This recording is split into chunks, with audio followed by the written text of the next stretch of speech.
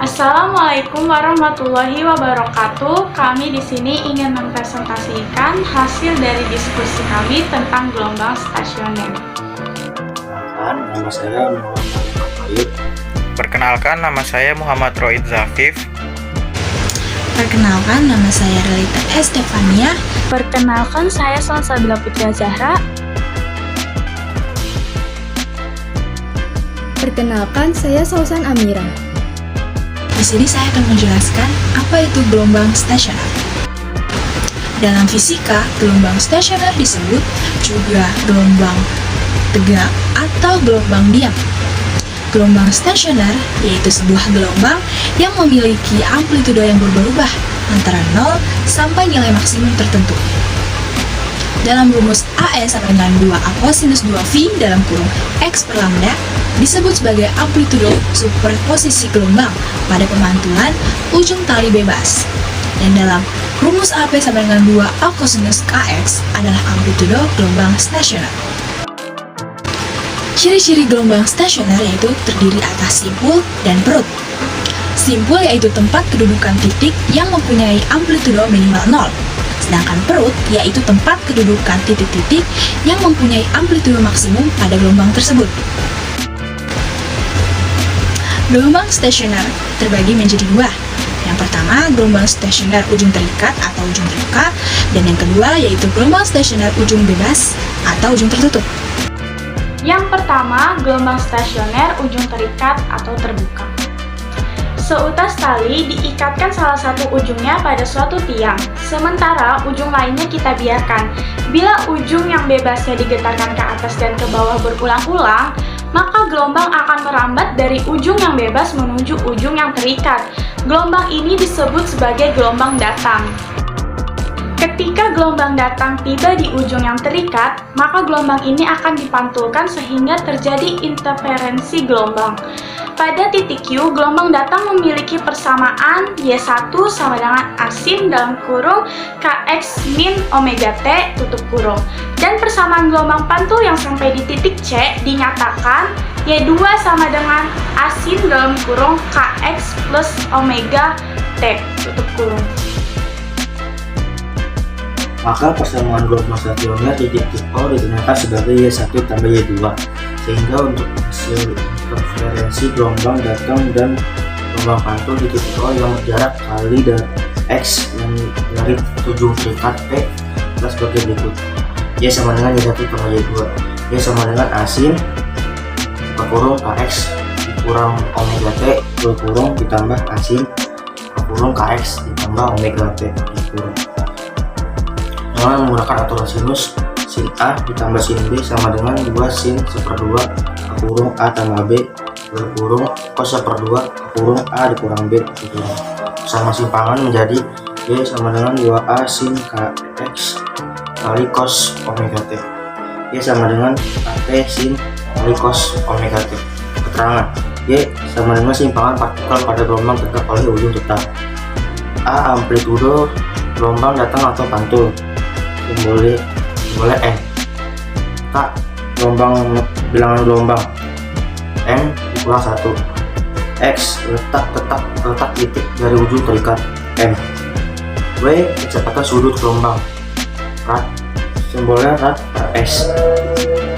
T waktu sesaat, simbolnya S. AP amplitudo gelombang stasioner, satuannya M. Lambda panjang gelombang, satuannya M. Apa simpul S dari ujung pemantulan? Sn sama dengan N kurang 1 per A dengan N 1, 2, 3 sehingga sin 0, 1 per 2 lambda, 3 per 2 lambda, 5 per 2 lambda, 7 per 2 lambda, dan seterusnya. Tempat perut P dari ujung pemantulan N 2N kurang 1 per lambda dengan N 1, 2, dan 3 dan sehingga P1 1 per 4 lambda, 3 per 4 lambda, 5 per 4 lambda, 7 per 4 lambda, dan seterusnya.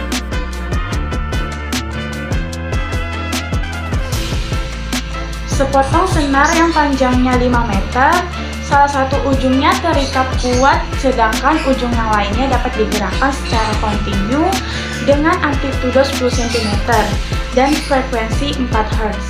Jika cepat rambat gelombang pada senar itu 8 meter per second, carilah amplitudo titik P yang terletak 1,5 meter dari ujung terikat. Jawab.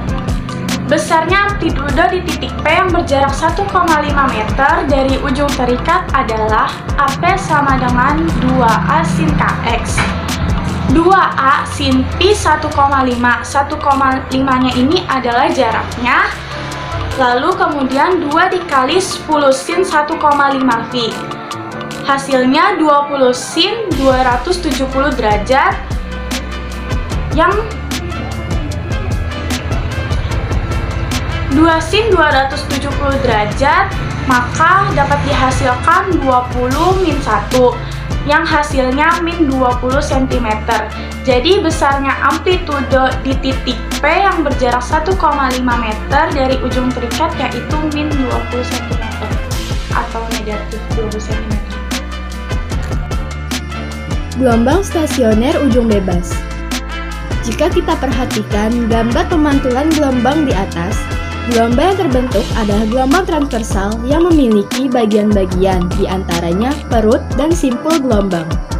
Perut gelombang terjadi saat amplitudonya maksimum, sedangkan simpul gelombang terjadi saat amplitudonya minimum. Dengan demikian, kita akan dapat mencari letak titik yang merupakan tempat terjadinya perut atau simpul gelombang.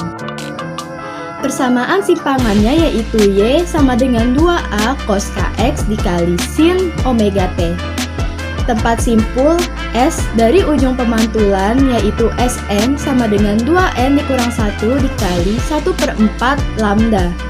Dengan N sama dengan 1, 2, 3, dan seterusnya sehingga Sn sama dengan 1/4 lambda, 3/4 lambda, 5/4 lambda, 7/4 lambda, dan seterusnya.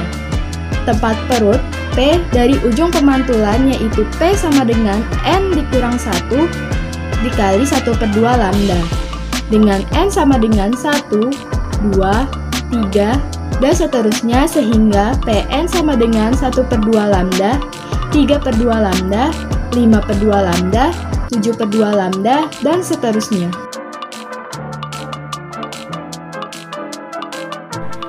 Gelombang stasioner ujung bebas dengan cepat rambat 8 meter per sekon dan amplitudo 10 cm.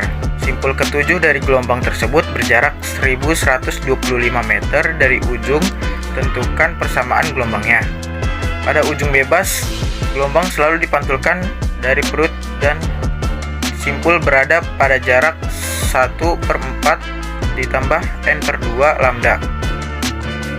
Pada simpul ketujuh, maka telah terjadi 3/4 gelombang dengan jarak 1125 meter, maka panjang gelombang sama dengan 1125 per 15 dikali 4 sama dengan 0,3 meter.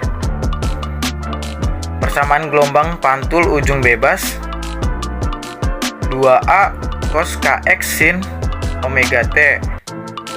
K sama dengan 2pi per lambda. Omega sama dengan 2 kali pi kali F. Pertama, kita tentukan dulu nilai F. F sama dengan pi per lambda.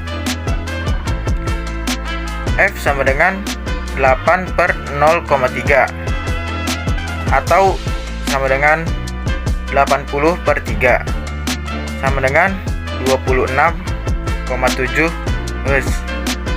Maka persamaan gelombang adalah Y sama dengan 0,2 cos 20 pi per 3 sin 80 pi per 3.